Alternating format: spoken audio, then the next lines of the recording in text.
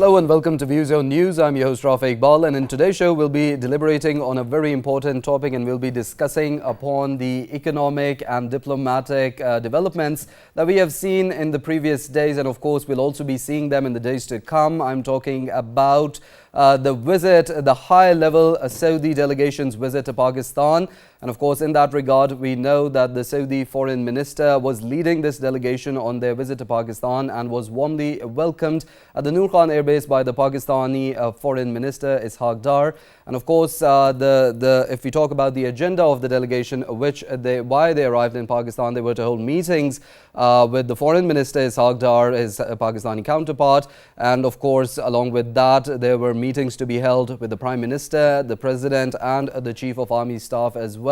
And of course, when we talk about this high-level delegation's visit to Pakistan, we know that Pakistan's stock market is doing really well in the previous days, and even today as well. It has crossed the 71,000 psychological barrier.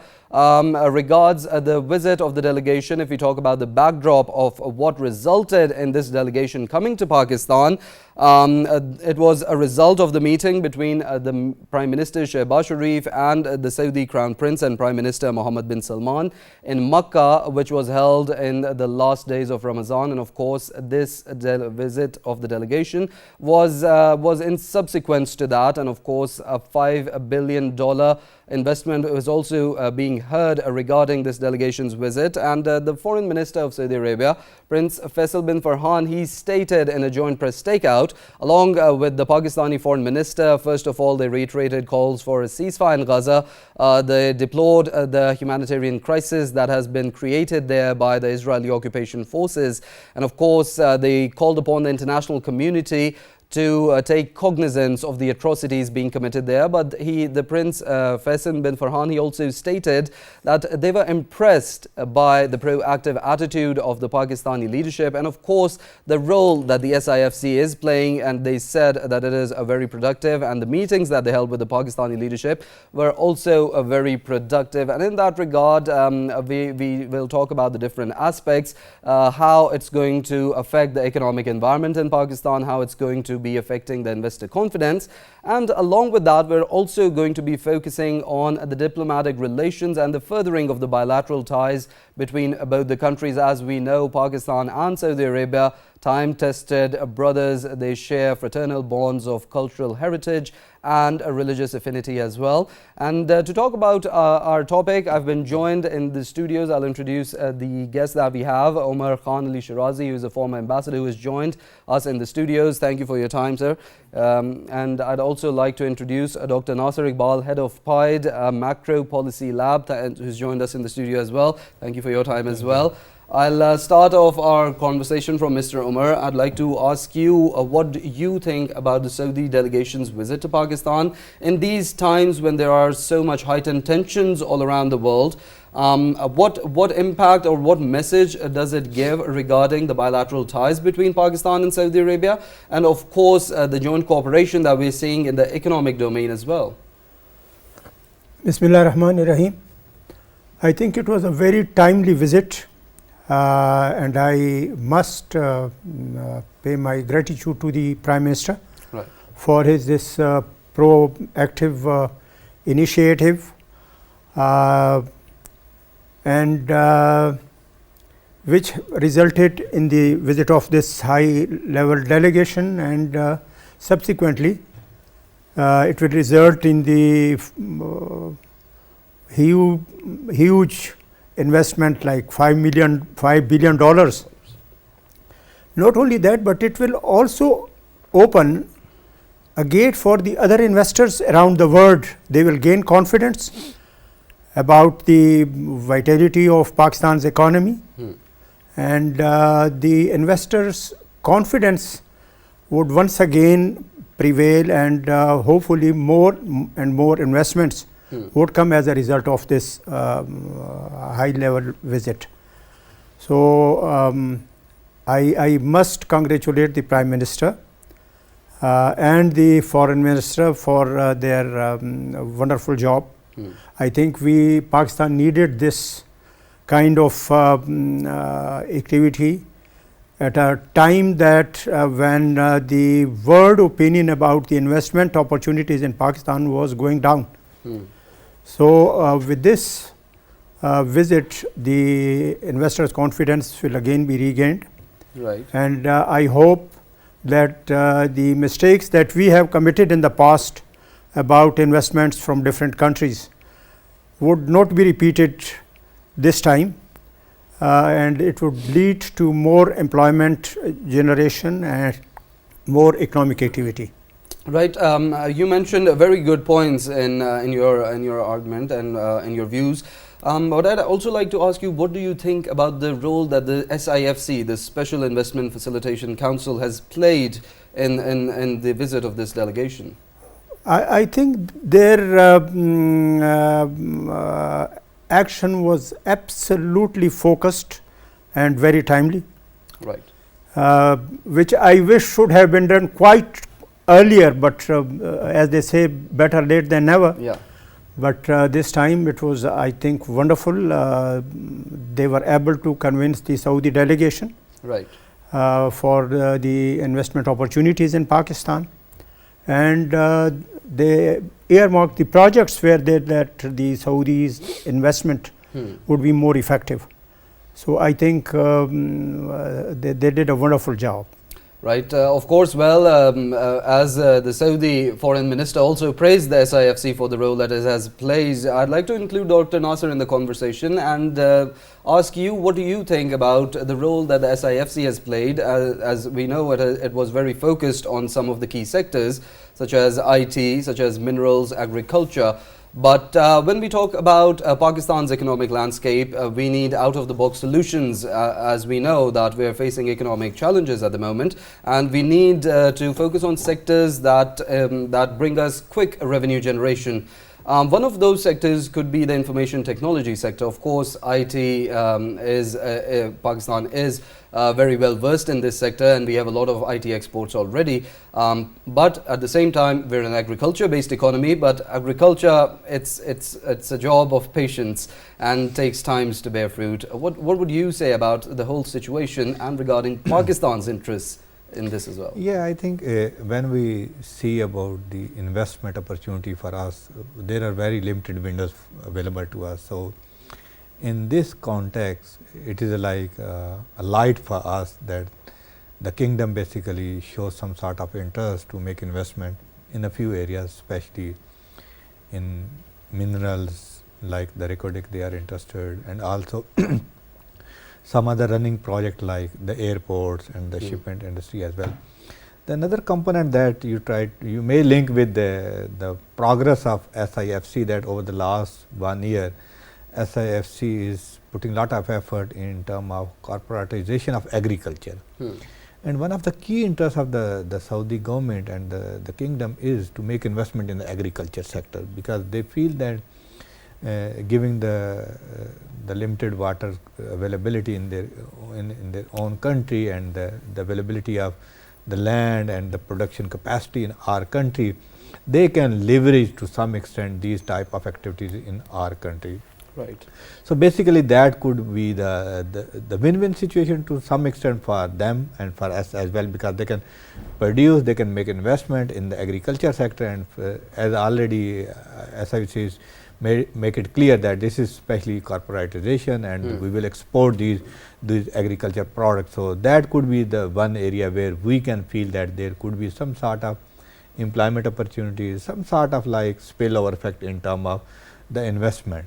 Right. Another key thing that we should focus in terms of the leverage that we can gain from this investment is that we have to make a lot of repayment in 2024 and in coming year. So with this need, Pakistan is looking for some sort of foreign currency, and this given a golden opportunity to Pakistan that at least they can get up to like 6 billion from the kingdom, and if they proved that we are an investor country, we facilitate, we will give you the complete leverage, and probably that kind of indication would help to give a signal to the rest of the world that look, no, the Pakistan is open for investment, and we allow you to make any kind of investment in our country depending upon of course the situation and the need of the country, but you can make any kind of investment. Like if they are making investment in port industry, they are like we allow them to dump their oil to export from Pakistan to the third country. So, these kind of facilitation or incentive basically encourage other investor, like no, this destination is favorable in term of investment. So, we can like create a hope that in the coming years that investment would not only create a burden to us, but also give a leverage as well as some sort of like a job creation, enhancement in our GDP, and also in term of per capita income of the countrymen. So, this would be a starting point, and we should consider this opportunity as a starter. Right. And think of our own internal arrangement. And PIDE has a lot of discussion on this, how we can address our internal issues that give a clear and a green signal to the rest of the world. For kingdom, we have a special relation with them, so we can convince them, we can give them the special facilities, we can give them the special benefit, and we can give them some sort of surety. Which is all under the umbrella of the SIFC. Yeah, that is SIFC basically is doing over the last 1 year. That is, and now this is like the outcome of the last 1 year effort in term of convincing kingdom that we will give you the one window operation, we will make sure that there would be a no hurdle in your operation, but a lot of homework is needed at our end. Right. We should learn from the CPEC that what mistake we made, what kind of issue that we didn't resolve in the passage of time. We should make sure that we did not commit that type of mistake in these future investment. Right. Otherwise, we will end up with the same situation just like we stuck with the CPEC. Right. Of course, when we talk about doing our own homework, it is important to do that, especially in the economic domain, as we earlier saw as well. When we were negotiating with the IMF, there was talks regarding the second tranche that we had to get released in the standby arrangement. There was also talk of doing our own homework first, so that the policies that we take and the policies that we make, they focus on economic reforms, and they focus on sectors that should be reformed, such as the tax domain. When we talked about digitalization of that, we talked about other domains as well. So I think we need to do our own homework. But what key sectors do you think could Pakistan profit from the most? The sectors which could provide us with job opportunities as well as bear fruit and bear profits to the investors as well. I think what we, there are two type of like businesses. One is like we have like 240 million population, so we have to create opportunity for all. For that, we are proposing a very small level of businesses where we like we demand. It's not like a wish; it's a demand to government that we should have to remove this narrative of security state to an economic state. Once we call this state is an economic state, then we basically working for the opportunity for the common people. Just like you in your introduction, you mentioned the role of IT.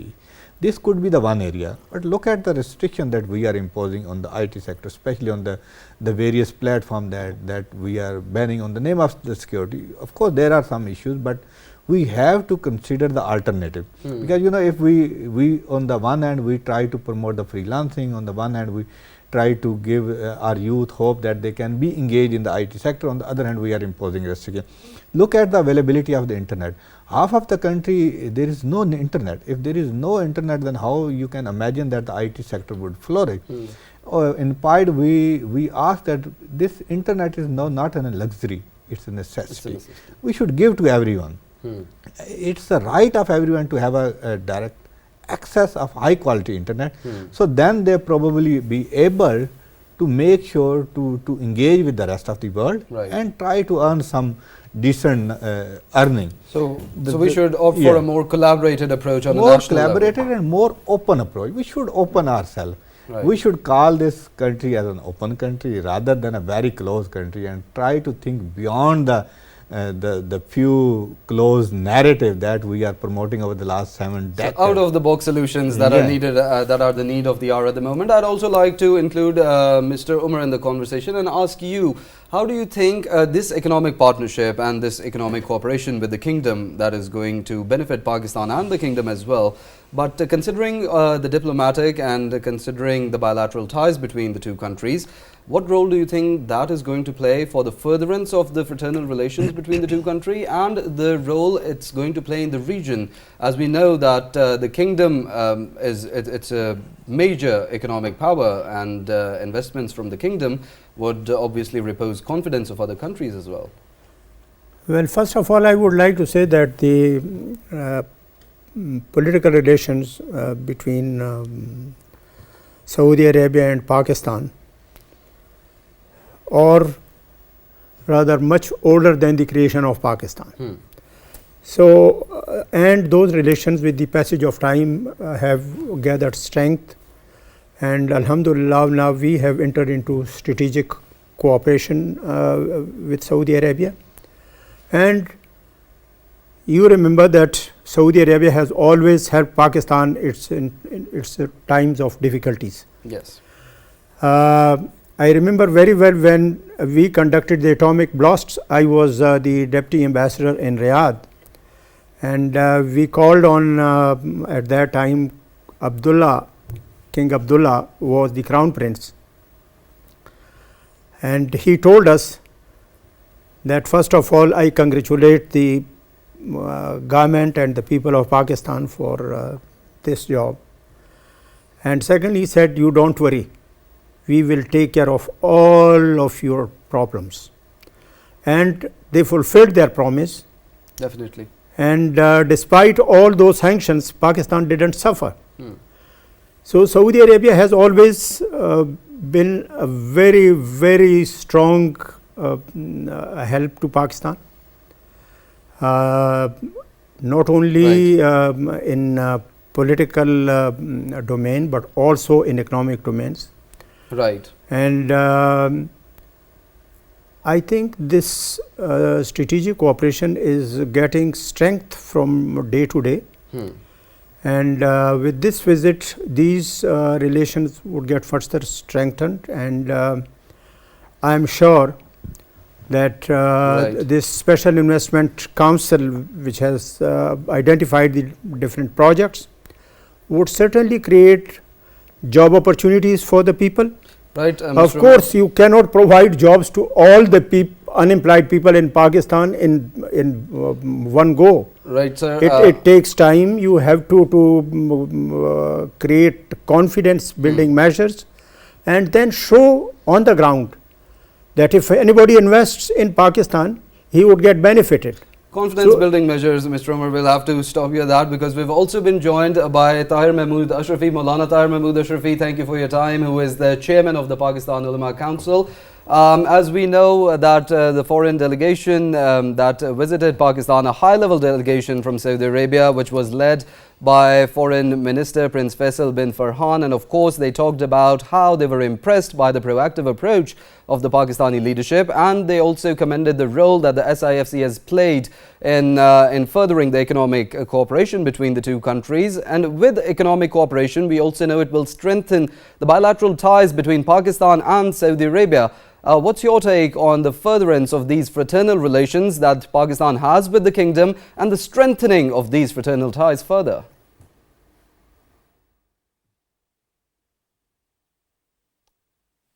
Maulana Tahir Ashrafi, can you hear us? Are we audible to you, Maulana Tahir Ashrafi? Well, I think there's some technical difficulty. We'll try reconnecting to Maulana Tahir Ashrafi, who is the chairman of Pakistan Ulema Council, and of course we'll try to reconnect with him. And Mr. Umar, I'd like to ask you to continue with what you were saying, providing opportunities to the youth and to the people. And what I would also like to add here, that we must create a sort of the IT cities as India has done. Because now if you see almost 60 to 70% of the Indian labor force that they get migrated to the other developed countries is because of the IT. So, by IT sector we means that we must establish those facilities which India has established and produce manpower, so that not only to cater for our own country, but also to cater for the needs of the world around us. It would provide lot of opportunities to the young people. Secondly, agriculture is again, as it is the backbone of Pakistan economy. With this investment, I think new ideas about the agriculture development would come up, and with the latest technology, I think the agricultural production in Pakistan would increase, which of course would have positive impacts, and it will provide a sort of food security both for Pakistan and Saudi Arabia. Sir, point made. I think we're back with Maulana Tahir Ashrafi, who is the chairman of Pakistan Ulema Council. Thank you for your time at PDB World and being part of the show. As we know that high-level delegation from Saudi Arabia, which was led by Foreign Minister Prince Faisal bin Farhan, visited Pakistan, and they reposed confidence and said they were impressed by the proactive approach of the Pakistani leadership, and they also praised the role of the Special Investment Facilitation Council in furthering the economic cooperation between Pakistan and the Kingdom of Saudi Arabia. And we already know that Pakistan shares very strong fraternal bonds with the Kingdom. Do you think these bonds are going to be further strengthened with this economic cooperation taking place now? Bismillahir Rahmanir Rahim. Nahmaduhu wa nusalli wa nusallim ala Rasulil Kareem. Thank you. Yes, I think the relationship between the Pakistan and Saudi Arabia in future he going more strengthened, and that is what that we see in the last 2-3 days. That is the big news, good news for the Pakistan about Pakistan economy and Pakistan relationship with the Saudi Arabia. And if we see in last 2 months, we see first the Army Chief General Hafiz Sayyid Asim Munir. He visited the Saudi Arabia and meet with the Saudi leadership and Crown Prince Amir Mohammed bin Salman. Then Saudi Defense Minister, he came to Pakistan on our National Day. And then we see the Secretary General of Muslim World League, he visited the Pakistan. And during that time, our Prime Minister, Mian Shahbaz Sharif, he visits the Saudi Arabia, and but we see there, from Saudi leadership, he gives a lot of respect, and I think that time what we seen about the meetings with the Crown Prince Mohammed bin Salman and Prime Minister of Pakistan, Mian Shahbaz Sharif, and then his statement what from both countries, he is talking about the future and a bright future of the not only the Pakistan-Saudi Arabia relationship, but about the future of the Muslim world. He talking about Palestine, about Kashmir issue, and I think this is a very clear message to whole world, the Pakistan and Saudi Arabia. His stance on the international issue is the one. And secondly, we seen if yesterday and before yesterday, what the delegation came here in the leadership of the Foreign Minister Prince Faisal bin Farhan, and he announced very clearly about future Pakistan Saudi Arabia investment issue, Pakistan Saudi Arabia relationship thing, and I think we seen very soon a big investment coming inshallah from Saudi Arabia to Pakistan. And if I telling that the SIFC, he is the main game changer for the Pakistan from outside investment, and our Arab and Islamic countries, brothers, businessmen and the government, and especially Saudi Arabia business people and Saudi Arabian government, he liked about the idea what we make this SIFC, because he needs that. He wants to invest in Pakistan, but you know, we have a lot of problem there about our system. And after the SIFC, I think not any hurdle for the investment in Pakistan. And not only Saudi Arabia. Saudi Arabia, yes, he is all the time supporter for Pakistan. And you know, when Crown Prince Amir Mohammed bin Salman, he came in Pakistan, and he telling all the time, I am the ambassador Pakistan in Saudi Arabia. And his love for Pakistan, and especially what he gives the respect and honor to our Prime Minister and our Army Chief during his visit last visit in Saudi Arabia. And what he did the promise, you see, in the 1 week, and during that time came the Eid, and there is the holidays, but just a high-level delegation arrive here, and you see in future, very soon, a big delegation from the businessmen of business people of Saudi Arabia, he also coming here. And a lot of areas, inshallah, coming investment in Pakistan. Pakistan, a bright future. You know, before, I think 1 year, our army chief told one ayah of Quran, and he tell, if you are believe on Allah, Allah not leave you alone. And I think that is the time we see, inshallah, not only Saudi Arabia, our other brother countries, especially Islamic Arab countries, and businessmen and investor and leadership is coming to Pakistan. And my idea in next 6 months is for the Pakistan a very good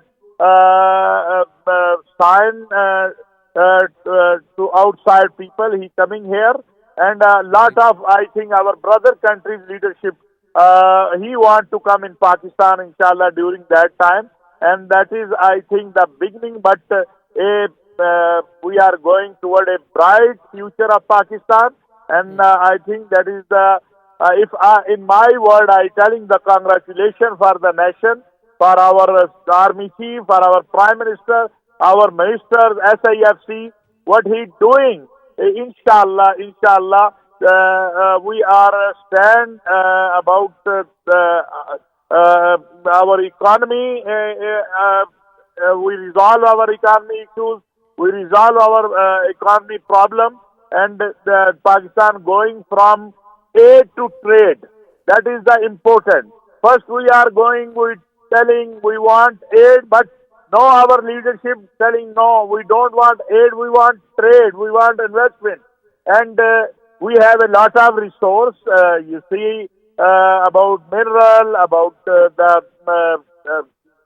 other areas, IT, Right. and if we see food security, I give you the one example. Last year I visited Malaysia, and Malaysian Prime Minister telling me, he told Maulana, we want work with Pakistan on food security, because of we getting lot of things from other countries, from India, from others, but we work with the Pakistan, and we get the wheat and the rose and other things from the Pakistan.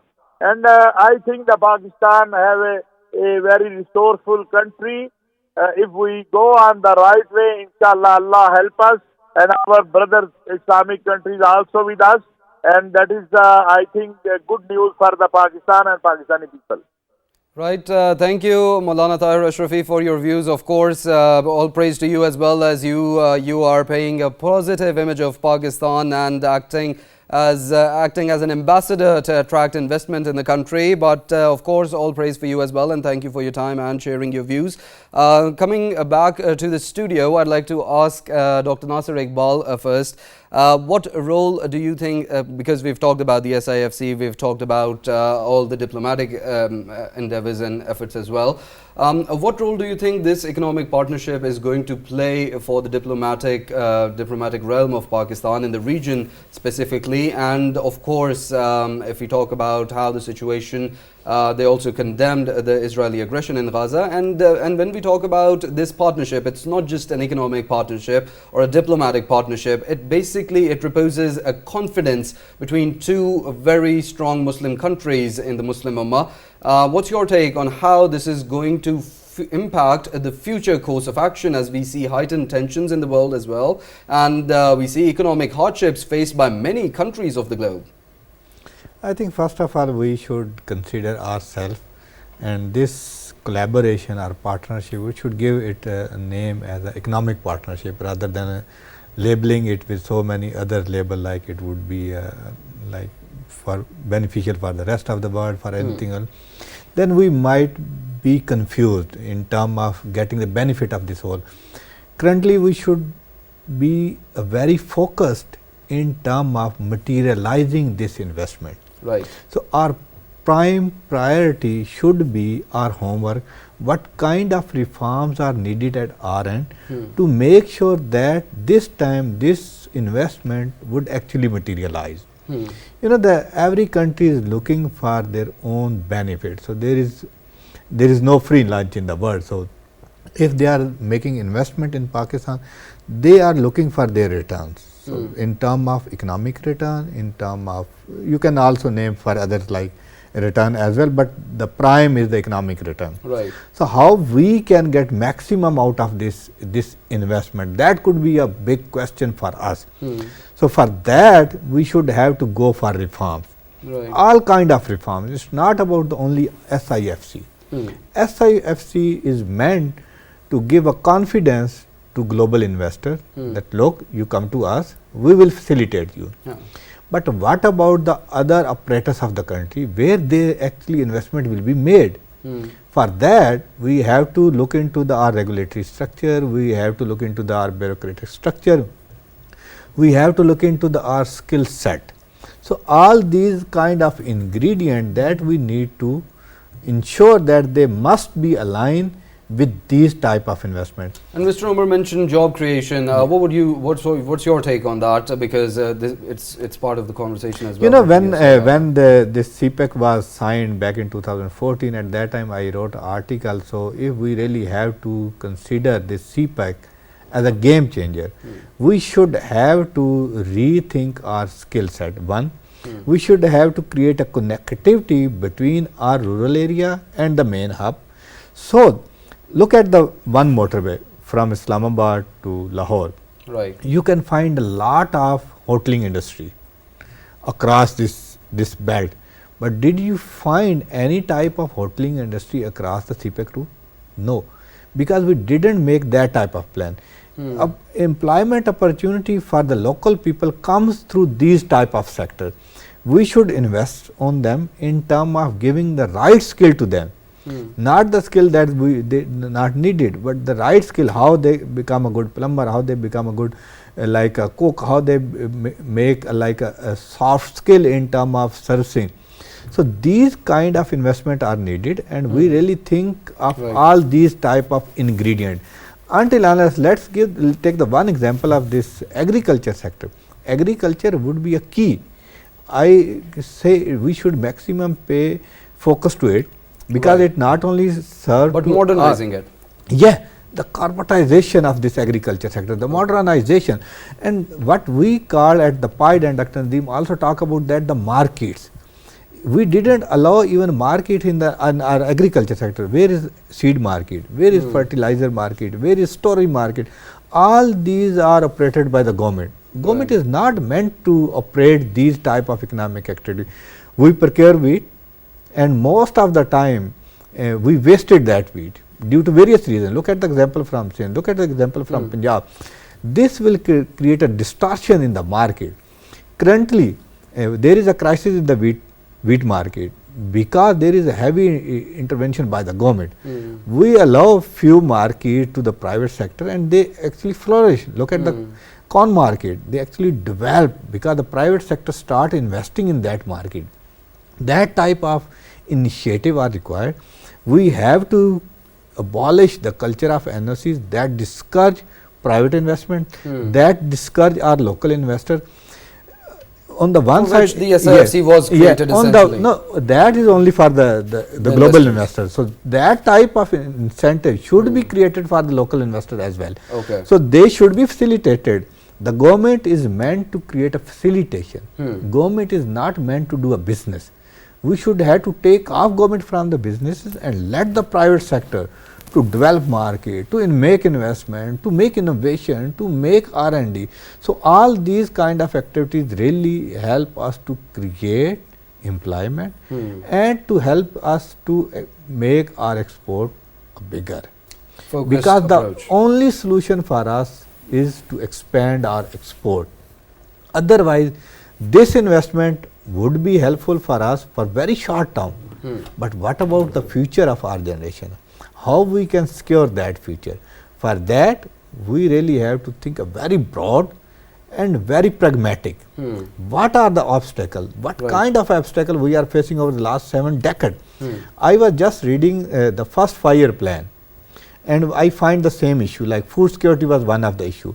Even if you look into the 13th 5-year plan, you can find the same issue. It means over the passage of time, we didn't learn how to modernize the things, how to create a facilitation.